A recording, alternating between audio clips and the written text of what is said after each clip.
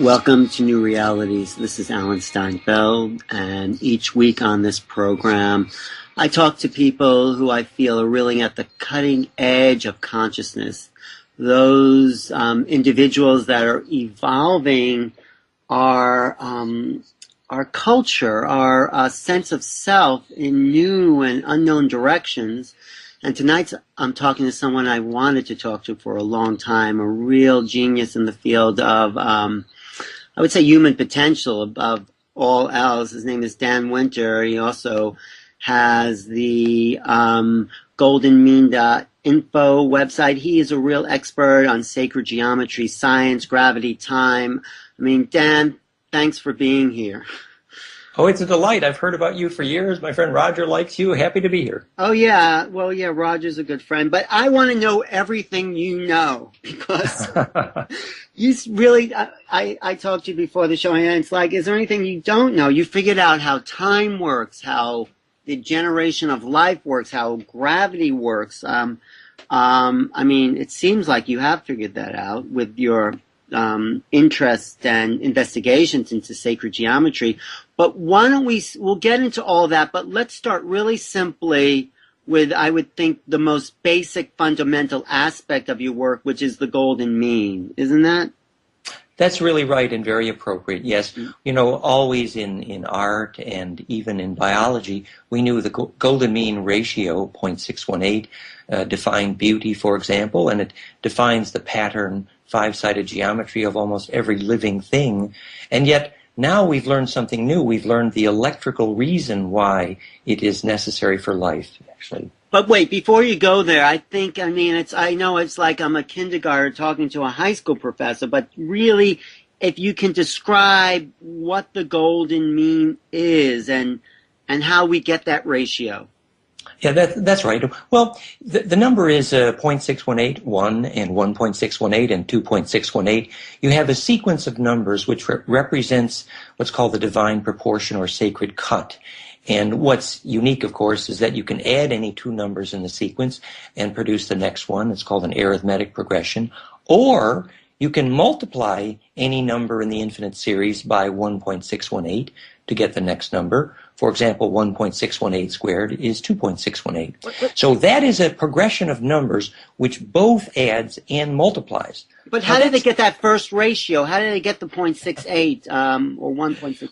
Well, you know, somebody once asked me who invented the golden mean. I said the same lady who invented pi. But actually, what happens is we observe it in nature all around us, so we measured it. Mm-hmm. You can measure it as simply by putting a pentagram inside a pentagram.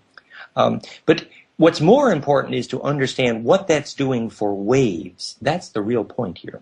Wait, before we get to waves, that measurement, that phi ratio, that golden mean, somehow generates life. It's the way it seems to me, from what I've read, that the universe itself uses that particular measurement for generation. Does that make sense? Exactly.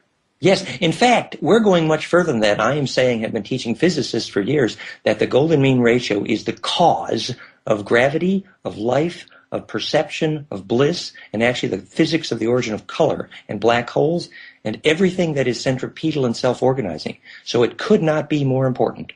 Right. So, so the measurement, let's say another way of measuring it is if you stick your arm out, like in the Leonardo da Vinci paint yes. drawing, yes. And that would be the ratio of the elbow to the tip of the finger, to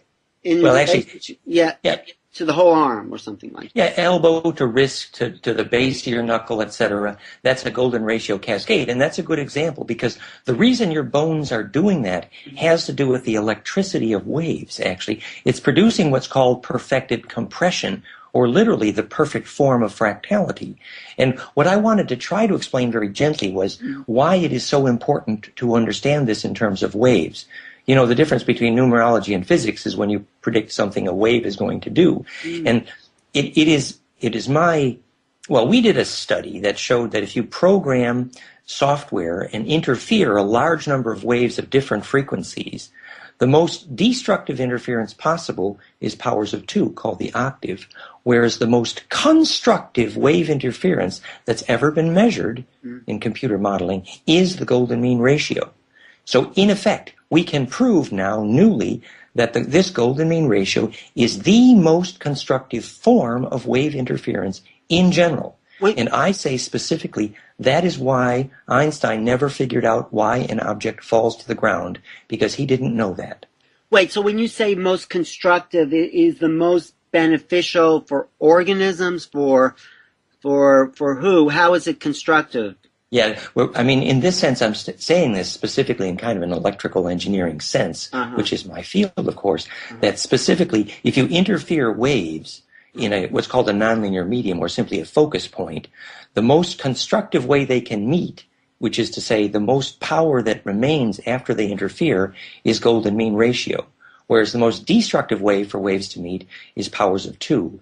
That's why a right angle, a square, in Feng Shui is evil, because it produces destructive wave interference and therefore destructive charge interference.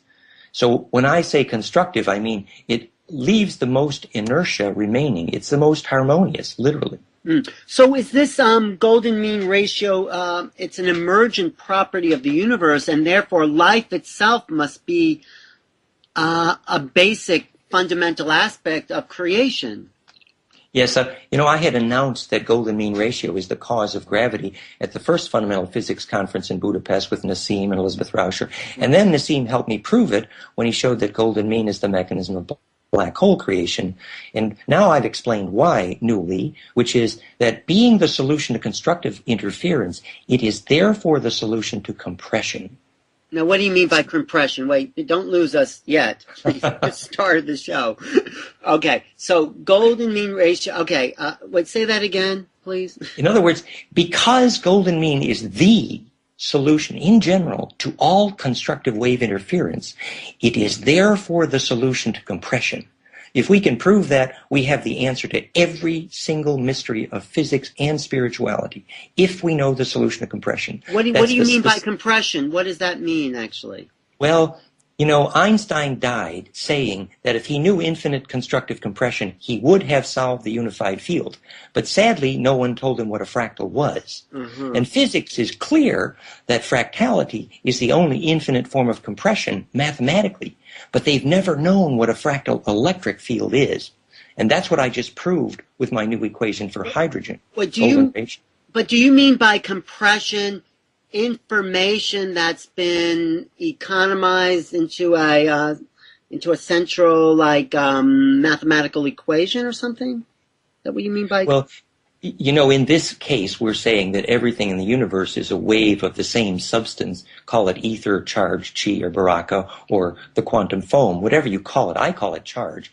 Right. But the way that you could compress charge infinitely is specifically Einstein's description of the solution to the unified field.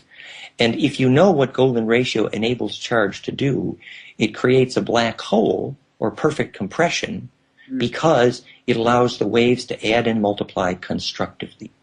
If we go through that black hole, isn't there something on the other side? Is that another dimension, another universe that is the other side of compression? Because where you have compression, you must have the opposite of compression, right? Actually, what we say is you must have fractality and perfect compression before you get any form of radiance or perfected distribution. But to visualize a black hole, which is useful, I suggest you visualize the top-down view of DNA or hydrogen, or any living protein. It's the same view. It's a stellated pentagram. It's, a pent within a pent. It's 10 spirals of the golden mean. The top-down view of DNA, black holes, hydrogen, and every living protein is the same shape. We can prove it.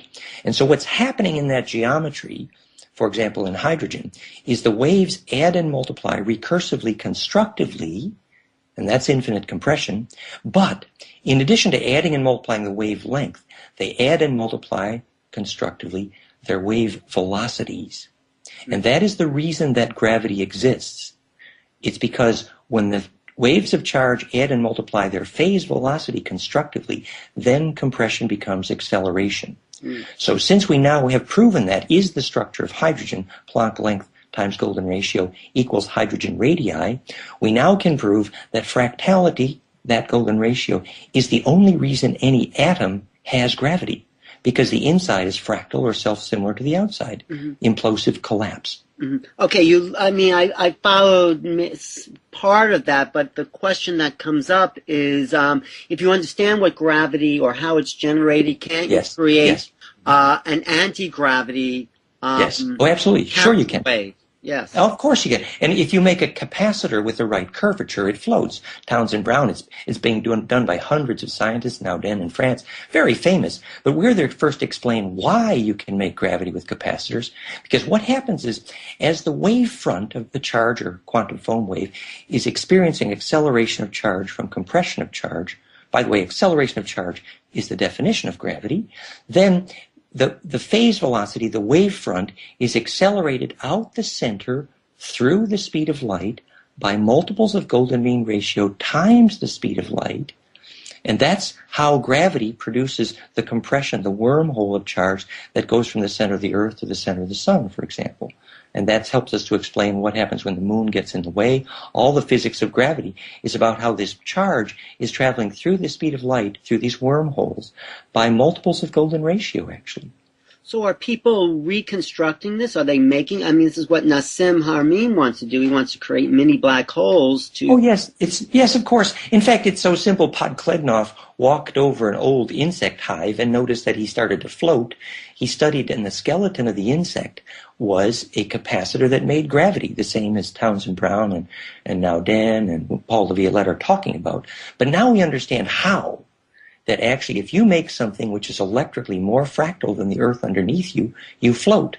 Just like meditators float better under gold domes. The gold Why domes don't we have anti-gravity machines everywhere? There's hundreds of examples, but no one actually knew the physics to explain how it works. But you know the physics, so why can't we just build one? Or, well, what do we need to do? Well, we do know the physics, and we are building one, and my view is that there are some important things to do first, which is, of course, education.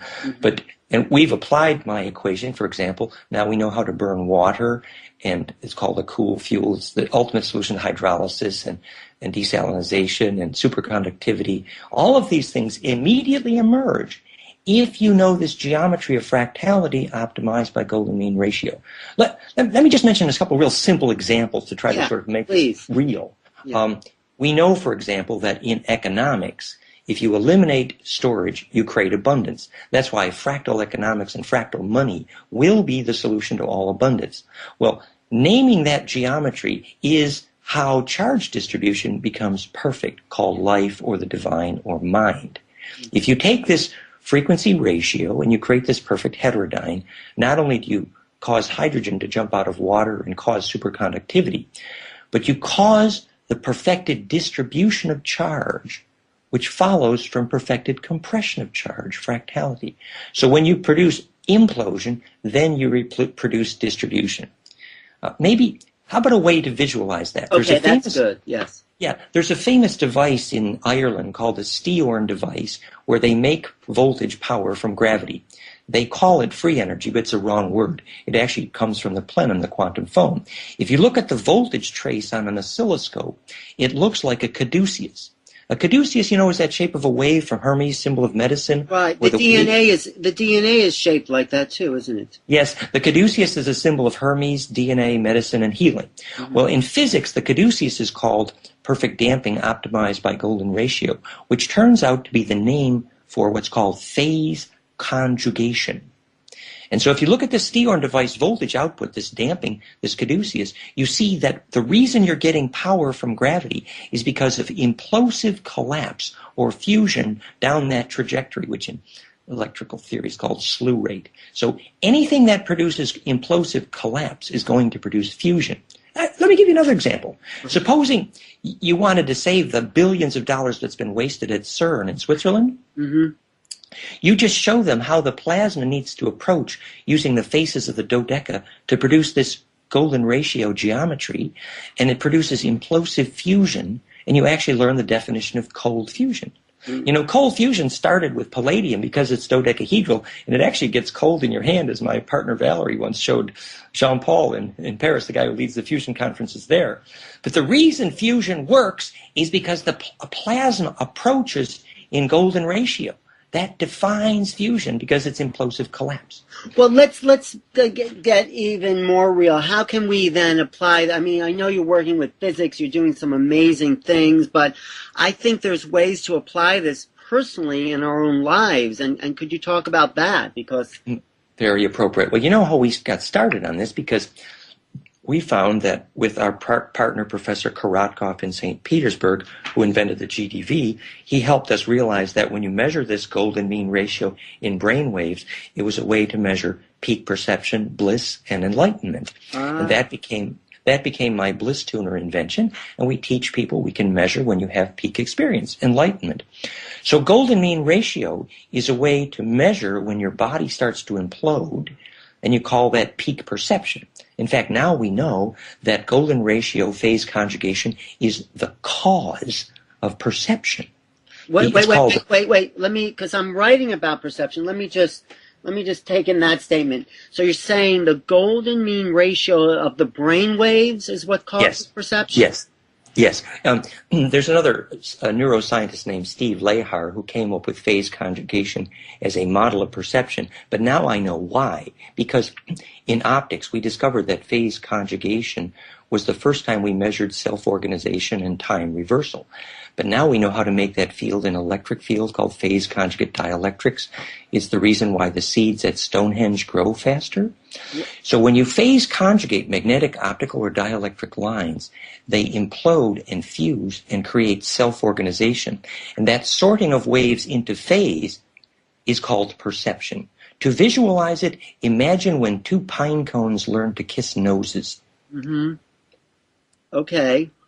And so at that fusion point at the center, the waves cross in such a way, it's when the wave geometry actually turns into plasma. It's called the black wall. And it all behaves like a fluid at that point.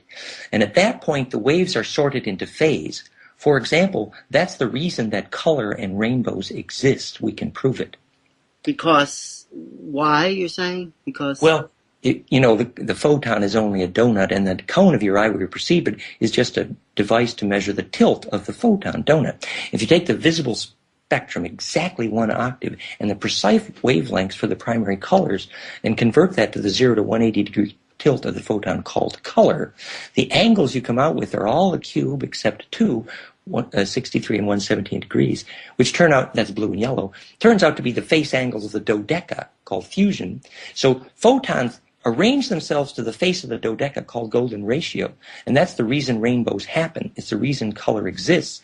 Because the plasma of the photon is sorted at the foci, the focal point, enabled by golden ratio stellated dodeca. It's called phase conjugation. It's so profound that it's the solution to virtually every problem of modern physics and spirituality. We call it fractalfield.com. Well, how do you get into spirituality with that? Well, that's the right question. In practical terms, it means it's our bumper sticker which says "Get fractal or get dead." It means that you need a magnetic map of your bed, and your heart, and your house, and your city. And if they look like a rose, then you have a chance at becoming sustainable, called immortality. If they don't look like a rose, the charge distribution is not happening, and it's called death, actually. So how do we make it look like a rose, then? That's the right question. I mean, it does require a bit of dowsing 101 or a magnetic map. You know, the song line, Dreaming Tracks, the Aboriginals are measurable as magnetic lines. They're rivers of magnetism. So a little bit of dowsing, geobiology, that sort of thing, and you make a magnetic map. And, you know, Bohemia, Prague, literally is a rose magnetically. That's the original plan for the city. And when you go there, you lucid dream. And the physics of why you lucid dream is because charge distribution efficiency equals life. So this is the physics of Feng Shui, which I've been teaching for years with the help of Roger Green, actually, is that fractality is actually the geometry of perfect distribution and therefore life itself. But right now, I mean, this is what a lot of people are saying, it seems like the maybe the vibrational waves of the universe, or something seems to be shifting. I mean, I know people talk about 2012, but it's not, you can call it whatever you want. We are going through a phase change. Can you talk about what that means in terms of your work, and if that's yes, of true? Course. Yeah. Yeah, that's very appropriate. Yes, I agree with Paul Laviolette, galactic superwave, in one sense, that solar system alignment with galactic equator, which is a long process, maximize interstellar dust in the solar system, mostly silicon, by the way, which increased intrasolar system heating. So the sun needs to have an orgasm, which is very healthy. The rapture, the orgasm of the sun, the solar max, which is happening now, is a compression event. What physics has not known, and this is tragic, is that only fractality survives compression. It's what the Christians mean when they say, during the rapture, guns will melt. What they mean is, during the plasma compression of the solar maxima, every structure which is not fractal, which is to say a phase conjugating dielectric, will experience heat. Another way of saying that is, if you measure, tornadoes go out of their way to destroy metal buildings, and well they should, because that defines pain, because pain is wherever charge cannot be distributed in a fractal. Whereas a tornado will measurably avoid destroying an ancient stone church, because that plasma distribution there feels like part of its body. And that's the physics of how you prepare for a solar maximum event. Even some of those old temples in Japan were left standing when everything else was destroyed by the tsunami.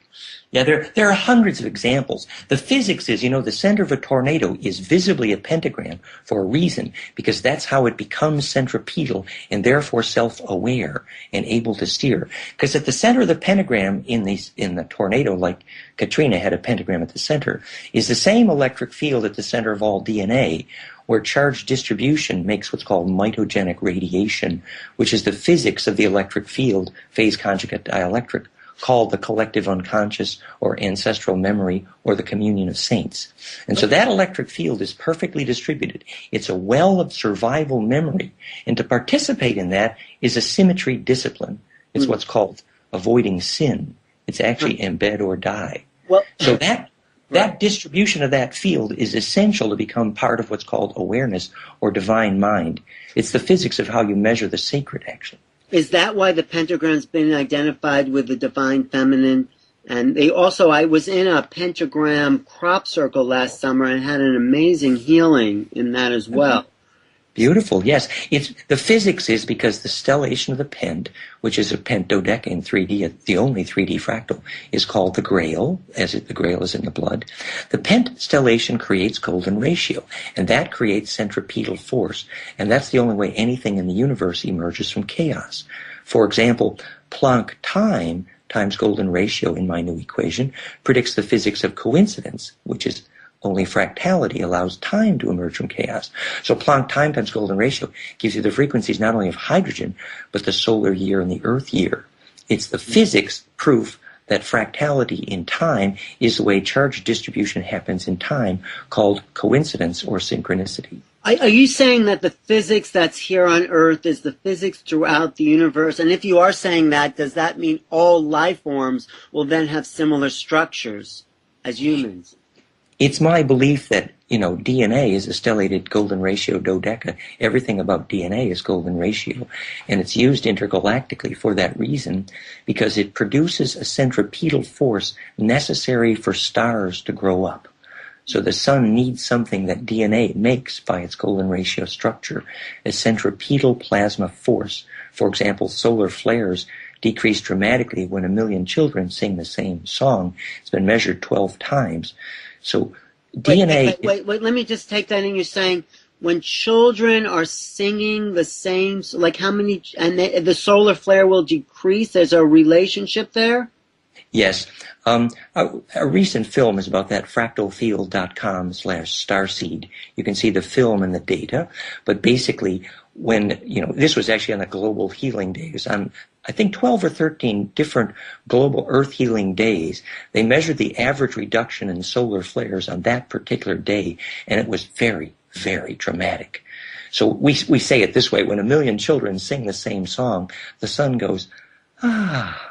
And the reason is the same reason that Bill Tiller measured focused human attention compresses electric fields, and Uri Geller measured that focused human attention reduces radioactivity, because we make a centripetal force.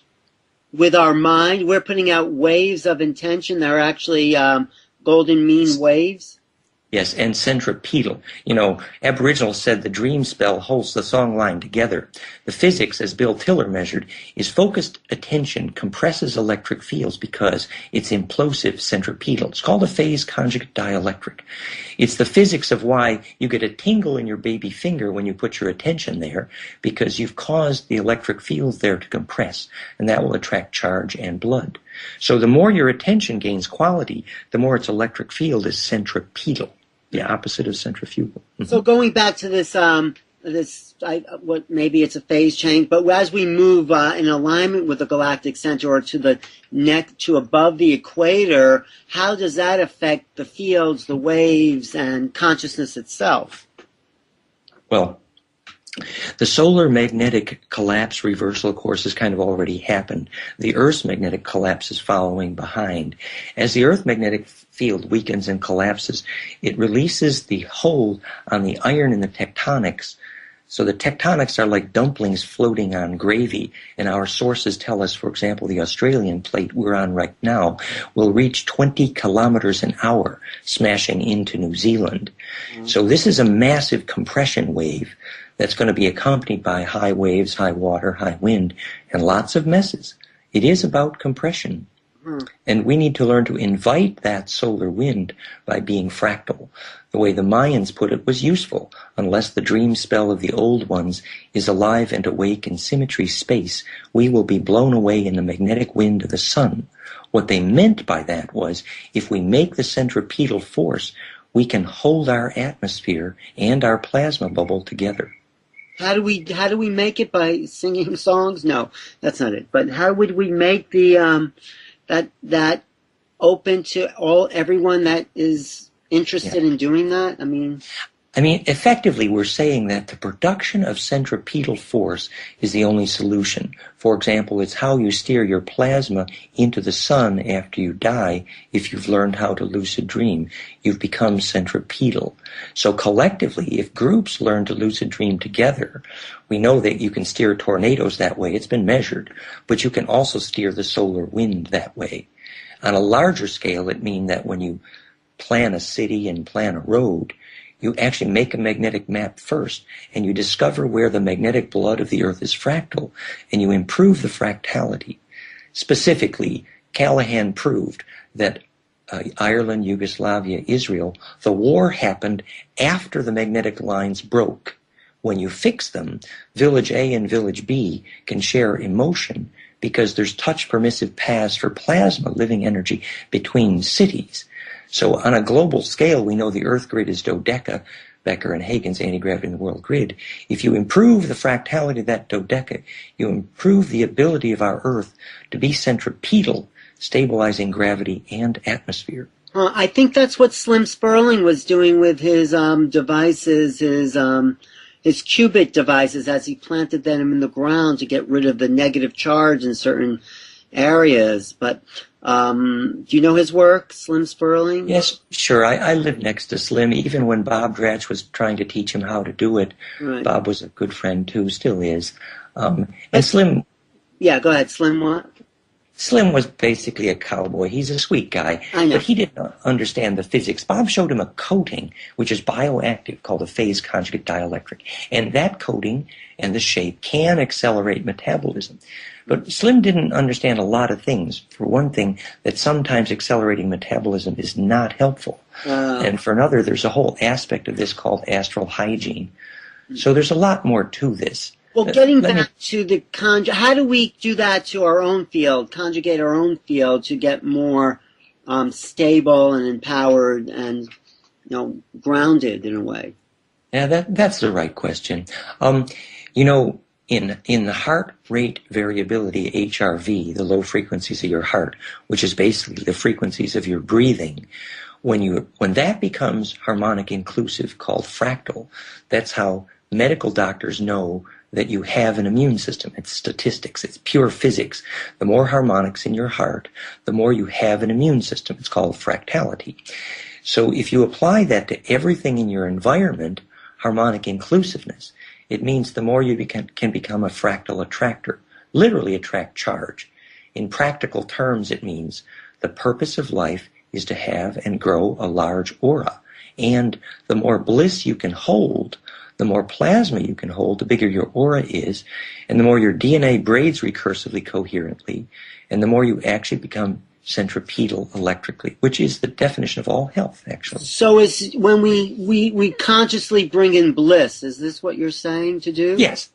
We teach our children the physics and the science of how to have a bliss experience. The ability to do that defines whether you have culture. That if you know how to teach your kids to have a bliss experience, you have a culture. Otherwise, you don't. That's the subject of our book called Implosion, Secret Science of Ecstasy and Immortality. The complete PDF is at goldenmean.info/consciouskids. It's very simple. The kids are willing to risk their lives in order to get bliss. Sex, drugs, rock and roll, etc. The physics is we should congratulate them for their bravery to be willing to risk their lives to get bliss, the rave concert, and then we should show them the science of how to have a bliss experience, which is simply hygiene. The hygiene of how to attract charge is what was called the quality of grace, or chi, in church. And it's pure physics, it's beautiful, and it's self-empowering. How do we do it? How do we attract? What's the specifics, if you can briefly? If you're walking past a sacred space or a mountain and you see a lot of charge there, and if you wiggle your finger and say, "Come to me, the sword from the stone," if the plasma or living charge of that mountain or sacred space perceives inside you a way for that charge to become distributed, then that charge comes to you. It's called pure intention. It's actually get fractal. So it's not selfish to get a big aura, because when you think an unselfish thought, you attract charge. In practical terms, it means you need to eat a live food diet mostly. You need to stop eating angry DNA called monoculture. You need to do the yoga to build the inner muscles to hold charge. And you need to live in a charge-dense environment. It's critical, which generally means moving out of metal cities and electrosmog to places where the Schumann resonance and nature and charge is there so your aura can grow. And when we grow our aura, we can stabilize more joy in our field. The medical way that's measured, 10,000 doctors and hundreds of hospitals, is called GDV. It's the physics of astral hygiene. You can tell your teenagers to check whether their recreational drugs are putting holes in their aura by medical measurement. GDV, I recommend it. So once you know that aura, the plasma around your body, is something real, then you begin to understand that the coherence of that aura predicts whether you can lucid dream, and therefore whether you will die well. Well, talk about the plasma then, because that's another key component. What do you mean by the plasma? Is this the ether fields that exist everywhere? What is that? In physics, plasma comprises 99.99% of the universe. Plasma can be described as a cloud of charge, or quantum foam, however you want to put it. And the important point here is to realize the physics of what makes that centripetal, which is to say holds it together, which is a sequence of symmetry operations called angles. Let me give you an example. The angles that hold plasma together is called the Ophanim-Enochian alphabet, which became Golden Dawn and Greek and Cherokee, Dawi, Valnapa. And this is called plasma residues. For example, the angle of a donut casting shadows with the golden spiral on it in a tetra is called Hebrew and Sanskrit.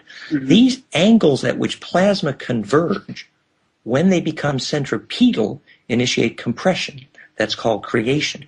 So when you do it in your mind, the hologram in your head, visualize the language of light, ancient sacred alphabets, you actually initiate the hologram to initiate these seeds of compression. I give you a fun example. Our friend John McGovern in Australia, he discovered he could read every single rock petroglyph carved by any shaman on planet Earth after he realized that the shaman is only seeing the residue of a little bit of plasma or charge For example, he can read a lightning bolt and see the sequence of angles and read it like a book. So, and now the only What's he reading in a lightning bolt? What does it say, the message of the lightning bolt? He's reading the angles at which the plasma or charge are tilting, called plasma residue. That's the origin of the rune and druid. And the only people now who publish John's work is Los Alamos Plasma Research Lab. All right. So but what can we do with this? I mean, how do we access it? I mean, this is the physics of ritual, actually. I mean, a way to put this is, many physicists now agree that what we used to call angels is actually interstellar plasma clouds. And to call them, you need to make a centripetal force. And we know that the index of the angles that held them together, called Ophanim, Enochian, John Dee's work, alchemy, all that, became Golden Dawn, high-order magic. This is the sequence by which you do these Enochian calls, and you call very large plasma storms. It's how John Dee and Kelly took out the Spanish Armada. They called a storm that had a particular geometry. It's well studied, goldenmean.info/angel science. So, and this is Vincent Bridges' work as well. Thank you, Valerie. VincentBridges.com. Right. So the point is, the elementals assume that we are drunk because we're not calling the elemental forces using what has been intended, which is our ability to sequence these plasma fields by, as it were, dreaming in the language of light or doing these great rituals. Now, I'm not saying everybody needs to go out and learn a Golden Dawn angel call Enochian ritual, but I'm saying everybody needs to be aware that there's a simple process by which you steer a tornado by embedding in it. And it's not complicated. It's actually simple. If you watch a shaman steering a tornado, first you see the bioplasmic streamers from his belly embed like a pine cone into the tornado. Then his plasma body becomes the centripetal center of gravity of that tornado. And physics is only tornadoes, string theory, wormhole, twisters, vortex. So once you can steer one tornado, you can steer them all. The psychology of what you describe when a shaman is steering a tornado is the shaman says, I'm feeling the pain, the anger of the tornado, and then the tornado realizes that the shaman feels its pain better than the tornado feels its own pain. The physics of compassion is perfect embedding. And what's called pain, is where the fractal is bleeding charge. So the shaman embeds himself in the tornado and becomes the centripetal center of it, like the sorcerer's apprentice.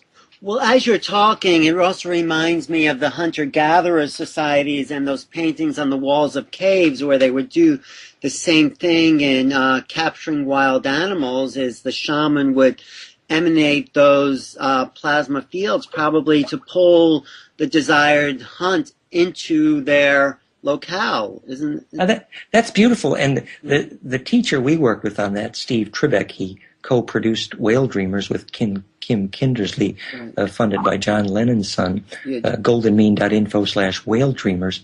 And what Steve taught us was the night before he would literally have a lucid dream. He would meet the fish in his dream, and the next day, spearfishing, he'd recognize that fish, and there was an agreement by which the plasma memory of that fish was invited into fusion. And that's the physics of Tantra. The fusion of living plasma is what Shakespeare called the psychology of alchemy. Shakespearean theater was in an octahedron because it's the shadow of John Dee's hypercube. Shakespeare's name, when he learned from John Dee, was called Francis Garland. Vincent Bridges proved this historically. So Shakespeare is learning how to make gold, literally plasma fusion, with alchemy. John Dee was the Einstein of his day, taught the hypercube shadow, called the octahedron of Shakespearean theater. Then you raise and lower the screen with the correct sequence of emotions, and you experience plasma fusion, group mind oneness experience, the psychology of alchemy. And you also initiate the audience into higher levels of consciousness by watching those productions. Beautiful. Exactly. And you see the word chem there, as in chemistry and alchemy, actually when Zecharia Sitchin studied the word chem, which in the Bible just meant the altar in the church, chem, which became the word shem on, by the way, the shem, became the English word scheme, a matrix. Zecharia Sitchin translated it to mean highward firestone. We now know what it means, actually. It means a phase conjugate dielectric or fractal capacitor. I thought it meant black earth, like Chem was the name for Egypt in ancient times. Well, exactly, but you see it goes deeper than that. Egypt was called Chem because, Thoth Hermes Enki's Thutmose bloodline was blue-black, the place of the blackness. But to enter the place of the blackness literally means to enter the place of the black hole. Aka Nassim here. So the ability to make a black hole is literally what's meant by the word chem, as in chemistry and alchemy. So, which is to say, to make fusion possible. The symmetry of plasma fusion is precisely what's described by the fractal field, the possibility of infinite compression. So this has been a great overview in a way. I know there's a lot more, but are you then working hands-on, creating devices and leading people to places where they can realize these parts of themselves and also change technology? Well, we've been teaching, with the help of Roger, many friends have been teaching with my partner Valerie, sacred geometry, physics of consciousness, and physics of feng shui for 15 to 20 years, with great success, really, and we have 1 to 2 million hits a month on our website, goldenmean.info. However, what we realized is the best way to sell the spiritual science as a teaching is to teach the physics, the technology. So after I wrote a new equation for both the radii and frequency of hydrogen and realized this is the key to hydrolysis, burn water, and desalination, all kinds of cool stuff, we realized that implosion science as technology is the best intro to the spiritual science. For example, we now know the perfect frequency geometry to pop hydrogen out of water, burn water. And that's what we're doing with our science team in Melbourne. It's going very, very well. We've had breakthroughs. It's fabulous. But once people understand the fractal nature of hydrogen and fusion and the heart of the sun, it's the precise intro to the spiritual science of how you send your soul, your plasma there when you die. So I'm very excited to announce that our implosion technologies, theimploder.com, for example, is becoming very, very successful. Not only do we have 30 to 200% growth in plants fed imploded water, but we're soon learning that whole science creates a natural whole series of solutions to radioactivity. So the number of technologies that are reinvented by fractal field is just blossoming every day, and it's fabulous. We're delighted, and it's cooking beautifully. What do you need to do to implode water like that? You don't have to tell me the whole thing, but how do you actually work with that? Well, many people know Victor Schauberger's work. Yeah, right. And also Schwenk's work on sensitive chaos. Well, my implosion vortex nozzle is called Schauberger's dream for a reason. I took the actual equation for the golden mean spiral down the implosion cone of the stellated dodeca 60-degree cone, which is also the physics of color. And in 3D, that made a vortex cone nozzle. You can see 3D animated at theimploder.com. And this allows water to experience hydrodynamically implosive centripetal collapse. It comes out in a fabulous little ponytail that's self-aware, and it's better than petting your puppy dog because it responds to you. You can see the imploder shower nozzle there. Then we combine that with centripetal phase conjugate magnetics, which is a whole other beautiful field. Not many physicists realize that the like poles of a magnet can attract, called phase conjugate magnetics, which is, by the way, the key to pain reduction, healing acceleration, and radioactivity reduction. It all fits together. It's so gorgeous. Anyway, you got these phase conjugate magnetic array, and the Z-pinch, the vortex point of the magnetics, is approached then by water spinning in the correct direction, and you have centripetal force in the water, Schauberger's dream.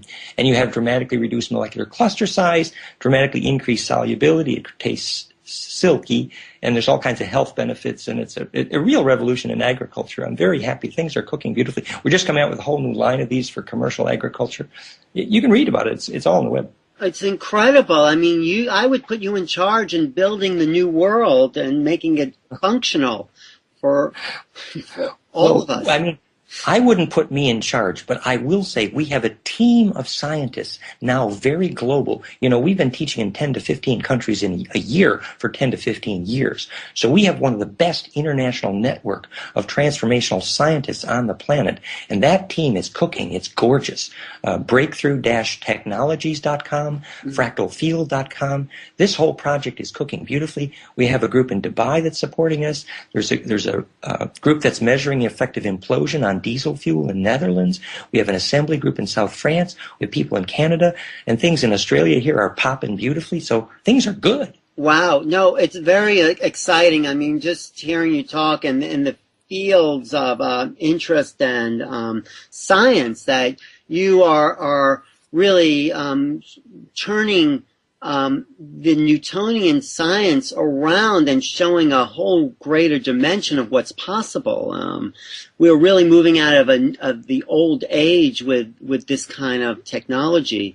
But I'm also interested in this bridge between the spiritual aspect or the soul energy, which you're calling plasma, right? Is that what the soul is? Yes. In relationship to the golden mean or the phi ratio? How does the plasma fields of the soul interact with the phi ratio of the golden mean of the body? Well, our good friend, Professor Korotkov, GDV work in Russia, who helped us with golden ratio and brainwaves when I first invented my bliss tuner, he was the one who measured successful death there. He measured the aura medically as a plasma field, and then he measured where it goes and why at death. So if you build a large plasma aura, what happens at death is it goes to the place in the room where compression is perfected. Fractal is called the sacred space or the power point. And then it's projected down the magnetic lines, which are also conjugate or fractal. And the sequence of visions you see when you die, called the map to death, called the Heinrich Kluwe form constants. The website is goldenmean.info/immortality. If the sequence of visions you see when you die is actually the sequence of folding operations of your DNA, lattice, cobweb, tunnel, spiral, and then it repeats. And the reason you see that when you die is your plasma is being prepared for compression and then acceleration. It's the physics of how you become part of ancestral memory. But then, it's why... Yeah, go ahead. Oh, no, I just want... what were you saying? Finish that. It's why what you saying? Well, it's the physics of why the Hopi were so upset when the U.S. government tried to put steel pipes in their sacred burial ground. Because the physics is that your ancestors' memory is literally the fractal of the landscape. And eventually, of course, when you grow up, your plasma goes through the center of the sun, as Ben Toft taught in Advanced Kundalini. But I was going to ask, how do we reverse those fields or to develop the immortal essence within, our own phi ratios? Well, the fun way we tell the story in our classes is that, if your doctor says you're going to die in 2 weeks, sort your affairs, and then you go home and you tip over your filing cabinet of memories and you urgently look for something which was shareable, pure principle. And every time you trip over a memory that contains pure principle or essence, you feel a little tingle and you attract charge. What do you mean by, what can you give me an example of what that is? Well, what we call the eureka or peak experience we now know as bliss. Your hair stands up, you have a Jimmy Willie when you think about how love affected the life of a child. Or you finally figure out why golden mean ratio equals 7/5 pi over E.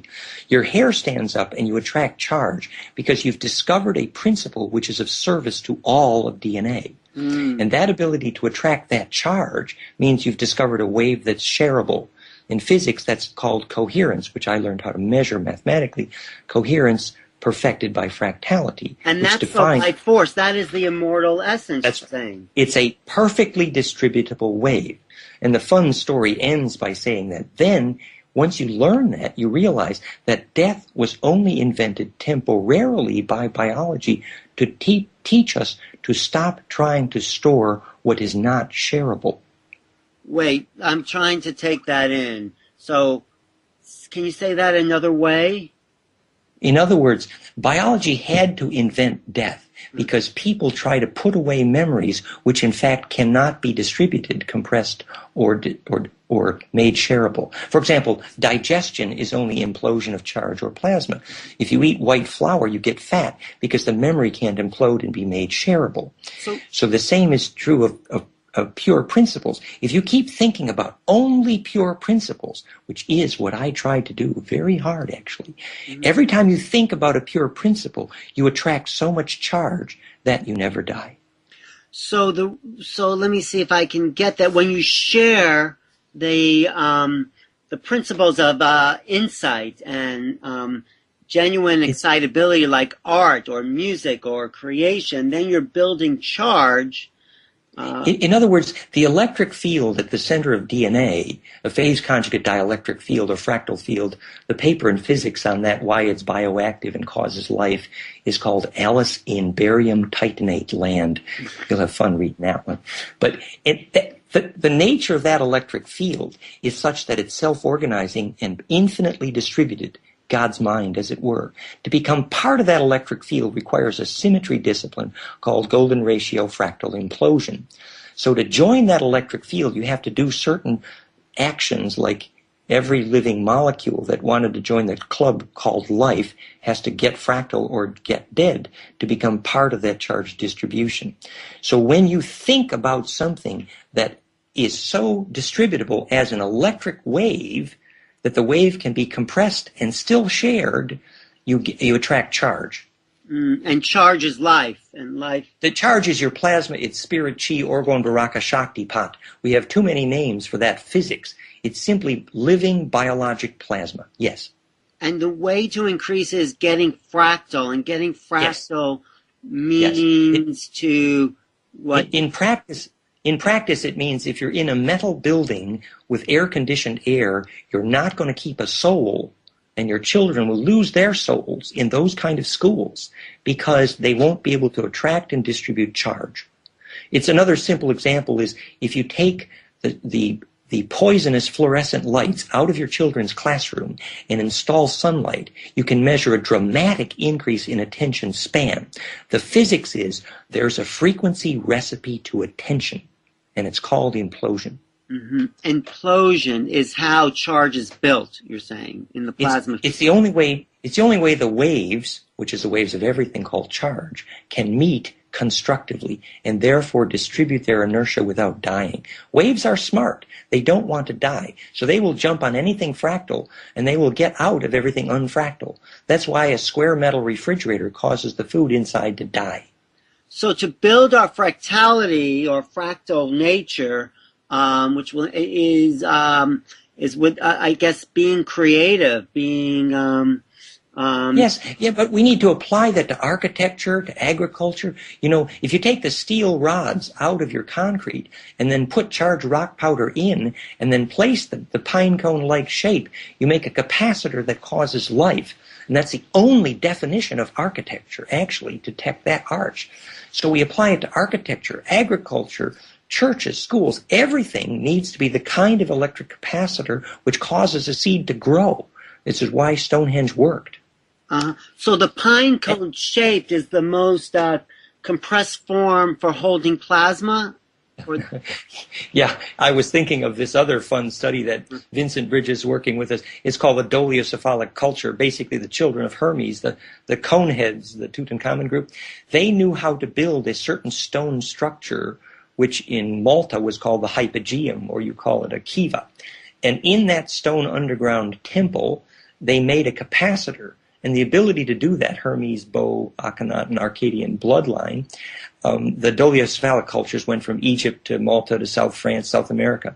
That was the turning point in all civilizations because if you had that skill to make that kind of capacitor called temple, Amarna, Amenti, you know, you could make the kind of electric field, not just to save agriculture, but to do all forms of initiation, the only way to have successful birth and death, the only way to lucid dream. It's all the physics of charge compression, getting fractal. Well, I think the Anastasis did that in Chaco Canyon with the Great Kiva as well. Exactly, that's the point. The kiva was this underground dome. If you go to the center, you measure in a capacitor harmonic inclusiveness. The same way medical doctors know whether your heart has an immune system. Whereas if you go to the center of the steel or aluminum cup, which will always kill a germinating seed, you measure only 1 or 2 frequencies. And that isolates charge, and that's called death. So we need to learn to live and be in structures which compress charge. You know, hundreds of yogis have lived to be many hundreds of years old, and not one of them did it in a metal building. Right. So we need the charge of the earth, the life force of the earth that will build, well, we resonate with because it is life. Yes, and we translate that to a very rigorous science, how to participate in the perfected charge distribution that is nature. For example, the Schumann resonance is actually the base frequency of alpha brainwaves. If you make alpha brainwaves, then the lights go on in your head, and then you make golden ratio to it, and you implode, and that's called bliss. And that's how you get the ultimate aura, and it's the final form of education. You know, after you have school, then internet, then bliss. Bliss is the final form of education because it's the ultimate way to attract biologic charge, which is the final form of all living information. Which is another level of coherence, which is which you feel around great masters who emanate those fields. You're picking it up in your field, and you're charging your own plasma field with their outward intention in a way. Yes, excellent. And, you know, if there's a scientist in the audience, you challenge them. You say, now we know the way every single point in a hologram contains information about every other point. And science calls that coherence. But what they haven't realized, that the climax best form of coherence is called fractal, because it's the definition of compression success. And physics has always known that fractals is the mathematics of perfect compression. But to visualize a fractal electric field, you need a pine cone, you need DNA, and that's what makes it self-organizing, and that's the cause of life. A pine cone modulates the amount of voltage it's getting from gravity by moving the seeds in and out, and that voltage that it gets from gravity is called life. Wow. I mean, this is great. I mean, fractals, though, are a recent sort of creation, aren't they? Or did science always knew that in another form, didn't they? Well, it's really true. You know, Einstein could not conceive of infinite compression. Mathematicians today conceive of infinite compression all the time. And perfected compression is the only history of computing, it's the only history of physics, and it's the only history of philosophy, is to discover compression. Okay. It's the history of information theory. To discover perfect... No, go ahead. Finish that because we're almost out of time. Well, just perfect compression of an electric field is not hard to visualize. You extend the pent faces of dodeca, and you get those 10, 12 cones that make a dodeca called phase conjugation. And that one simple geometry, stellated dodeca, we can now prove is the only reason hydrogen exists, the only reason gravity exists, the only reason perception exists, the only reason rainbows exist, the only reason self-organization, the only reason electronegativity exists, the only reason black holes exist, and it's all golden mean ratio. Wow. Dan, you've done an amazing body of work. You have compiled the secrets of the universe, in a way, of life and death and soul and incarnational experience. It's been very exciting. I mean, I'm absorbing it still. Well, and, you know, it's not as if to say we've solved all these problems. We're just at the threshold of real solutions. But the core understanding of the symmetry principle behind the origin of centripetal forces absolutely has the seed of solution to every single problem of civilization. Mm-hmm. Now, you said Einstein couldn't think of fractalization or fractal compression. Now, is there anything you feel is still missing in your body of work that you have yet to kind of put into place? Well, you know, we've developed this frequency signature for hydrolysis. We know it's a frequency signature for implosion and brain waves. And we're working with, electronics people here, and we've got combustion theory people. We know how to apply it to fuel efficiency. We're now assembling the team right now with my partner Valerie, involving natural solutions to radioactivity. We know that the correct geometry of water can reduce radioactivity, the correct geometry of focused attention, the correct geometry of bacteria measurably reduces radioactivity, the correct geometry of a slow flame reduces radioactivity. That's Jim Jim Humble's work, the MMS inventor. So these solutions to radioactivity now is our excitement because it really shows us the other side and how we actually make fusion out of what was an explosion instead of an implosion culture. Wow, very exciting. Dan, I definitely want to continue this conversation next couple of weeks or whenever. Maybe I'll see you over in France. I'm looking forward to doing that possibly. Your website again is goldenmean.info. That's right. And there's links everywhere from there. That's right.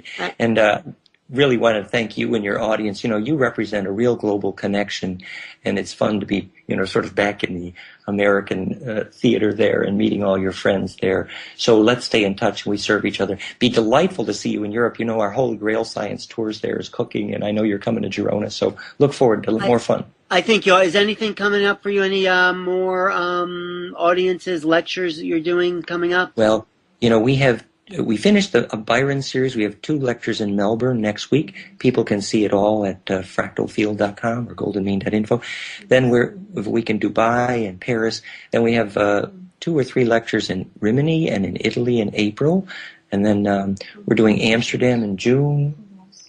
We have Provence in May with Vincent Bridges and Roger Green.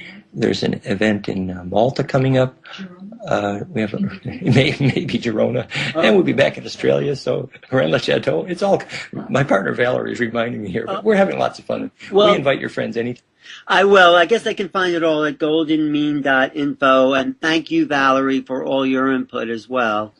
And she's waving too. We send warmest regards to all your friends there. We look forward to being with you. Thank you. I really enjoyed this conversation. It's going to take me a couple of listens to digest it all, but I look forward to it. Thank you, Alan. The top link on there on the website has the latest film, so people can enjoy it. It's all very fun. Yeah, the films that are on the website, goldenmean.info, are very informative. And if you didn't catch everything Dan was saying, it's great to review it all on his website. So thanks again, and I'll be in touch.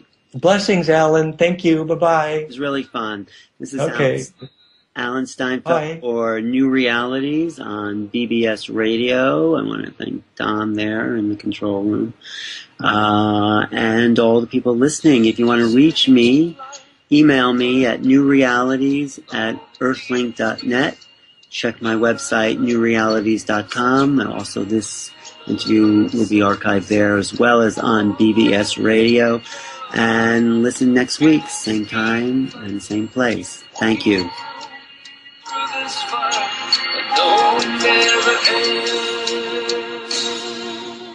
This is In the Fire by Green Fire.